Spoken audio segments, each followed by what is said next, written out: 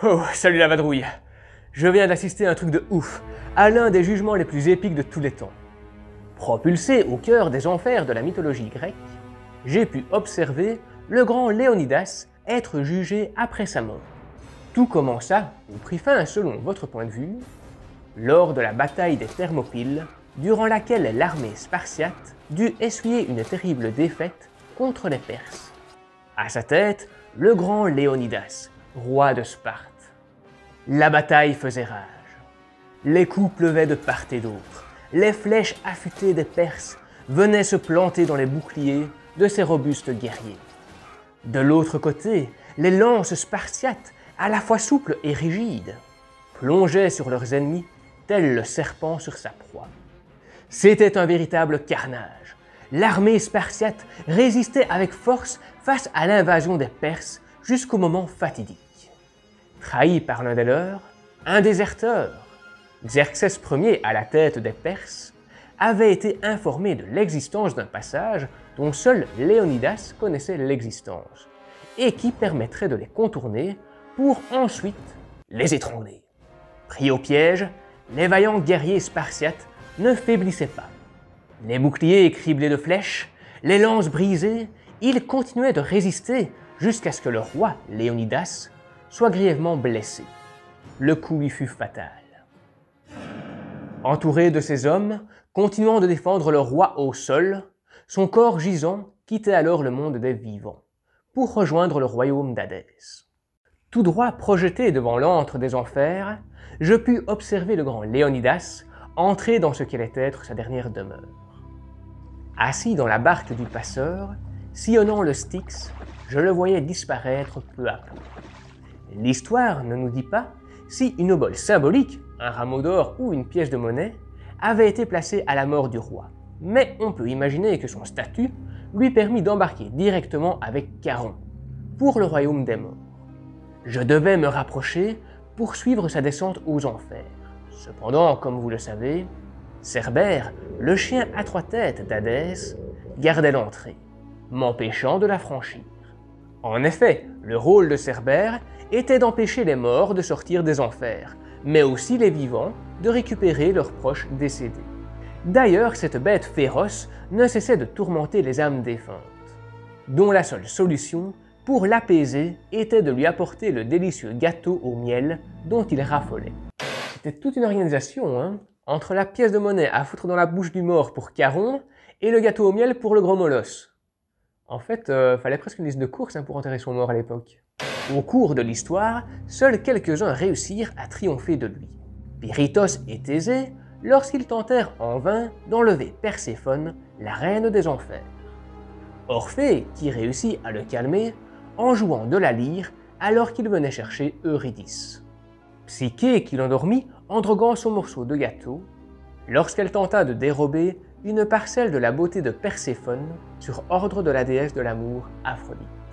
Et enfin Héraclès, qui me sauva la mise en accomplissant le 12e de ses travaux, celui de réussir à rapporter Cerbère vivant à Eurysthée.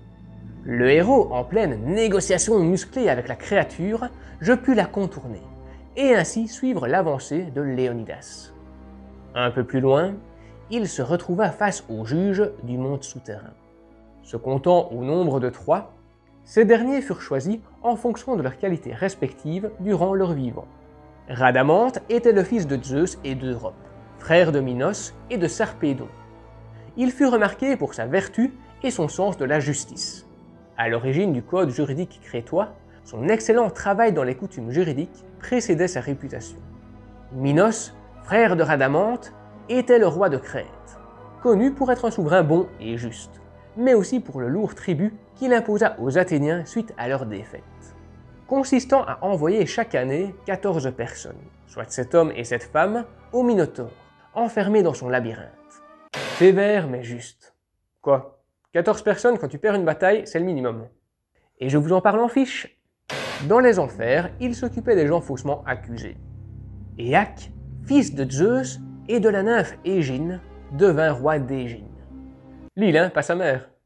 Il fut reconnu pour plusieurs de ses actions, dont notamment celle d'avoir excommunié ses 2 fils pour avoir tué leur propre frère.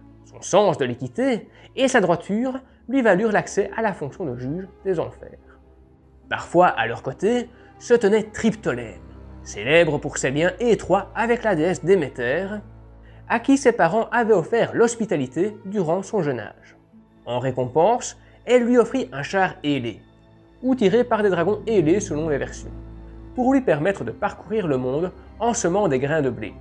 Plusieurs fois, le destin s'interposa, mais à chaque fois Déméter était présente pour veiller sur lui. Ce n'est que plus tard que la place de juge lui fut offerte. Au-dessus des magistrats qui s'apprêtaient à le juger, se tenaient les souverains des enfers, Hadès et Perséphone. Tenant son bidon dans sa main, son bidon, pas son bidet, et la cunée sous le bras, Hadès écoutait avec intérêt le récit du grand guerrier, roi de surcroît, qui se tenait sous ses yeux. À la différence de ses frères, Zeus et Poséidon, qui gouvernaient respectivement le ciel et la mer, Hadès régnait sur le monde souterrain, faisant ainsi de lui une divinité chtonienne, c'est-à-dire liée à la terre. Mais outre sa fonction de souverain des enfers, il était également considéré comme le dieu des richesses enfouies sous terre et des sols fertiles. En résumé, tout ce qui émanait des souterrains lui était attribué. Au-delà de la cunée, son casque d'invisibilité, hérité des cyclopes durant la titanomachie, et de son bidon, sa fourche à deux dents, son troisième attribut emblématique était la corne d'abondance, qui allait de pair avec son rôle de dieu des richesses. À vrai dire, on connaissait peu de choses à son sujet, et cela se justifiait par le fait que parler des dieux durant l'Antiquité risquait d'attirer leur attention. Et c'était la dernière chose que les gens souhaitaient. Voir le dieu des morts, souverain des enfers, était rarement de bon augure. Son culte était principalement honoré lors des cérémonies funéraires et des communions avec les âmes des défunts.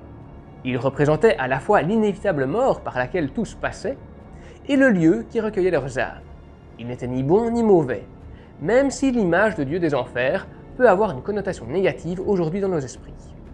L'édifice cultuel le plus connu est le Nécromanthéon, un ancien sanctuaire grec et oracle de nécromancie consacré à Hadès et Perséphone, où les âmes des défunts pouvaient venir communiquer avec les vivants. Le parloir des morts se situait sur les rives de l'Achéron, le vrai fleuve qui coule dans notre monde bien réel. En leur consacrant des rituels, les Grecs espéraient se rapprocher des Champs-Élysées le jour de leur mort. À ses côtés se tenait Perséphone, son épouse et reine des enfers, dont l'union fait partie des récits mythologiques les plus surprenants. Fille de Zeus et de Déméter, elle fut secrètement élevée par sa mère en Sicile. Un beau jour, alors qu'elle cueillait des fleurs avec les nymphes, elle s'éloigna du groupe, attirée par un magnifique narcisse. Non loin de là, Hadès, son oncle, guettait. Charmé par sa beauté, il ne tarda pas à jeter son dévolu sur elle. Entendons par là qu'il l'enleva pour en faire sa reine. Absente à ce moment, Déméter arriva trop tard. Bouleversée par la disparition de sa fille, elle remua ciel et terre durant 9 jours et 9 nuits, délaissant ainsi son rôle de déesse des moissons, ce qui eut pour conséquence de terribles famines sur terre. En effet, la détresse de la déesse était telle qu'elle abattit sa colère sur le monde grec. Constatant la désolation s'imposer un peu plus chaque jour aux paysans, Hélios décida de révéler à Déméter où se trouvait sa fille. Elle décida alors de se rendre aux enfers afin de la récupérer. Mais Hadès était bien déterminé à la garder à ses côtés. C'est pourquoi l'affaire fut portée devant Zeus, considéré comme le dieu des dieux. Partagé entre sa sœur et son frère, il décida de concilier les deux parties. Perséphone ayant mangé la moitié d'une grenade en enfer, elle fut condamnée à y rester autant de temps. En effet, la loi des enfers voulait que quiconque mangeait de ces aliments était voué à y rester. Ayant mangé la moitié du fruit, il fut décidé qu'elle retournerait 6 mois sur terre auprès de sa mère, et resterait les 6 autres mois sous terre aux côtés du dieu des enfers, ce qui explique pourquoi Perséphone est à la fois symbole de renouveau, mais aussi considérée comme la reine des enfers. La nature reprenait vie lors de son retour sur terre au printemps, et mourait lorsqu'elle retournait aux côtés de son époux. Elle fut ainsi vénérée à travers les fêtes féminines, promouvant la fertilité des sols et la fécondité des femmes dans de nombreuses villes. L'audience allait commencer. Je me tenais prêt à intercepter chacune des paroles des juges. Masqué par l'abondante brume qui enserrait la cour, je pensais pouvoir échapper à leurs regards. Malheureusement, Thanatos arriva sans crier gare, chassant l'épais manteau molletonné, censé me cacher. Fier d'avoir enfin pu ramener Sisyphe pour son châtiment, tous les regards se braquèrent dans ma direction. Démasqué, je pris la fuite. À toute vitesse, je dévalais les pentes rocheuses qui serpentaient le long du Styx. Je bousculais les amérantes sur les bords du Cocyte. Et j'enjambais les hautes flammes qui composaient le Phlégeton.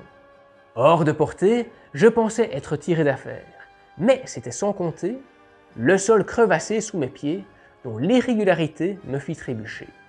Et atterrir dans le Léthé. Et puis plus rien, le trou noir, j'ai tout oublié. Tout? Pas tout à fait. Il me reste quelques souvenirs des pires châtiments infligés par les dieux, que je vous propose de découvrir juste ici, ou bien de continuer vers un autre récit juste là. En attendant, je vous dis à la prochaine et portez-vous bien!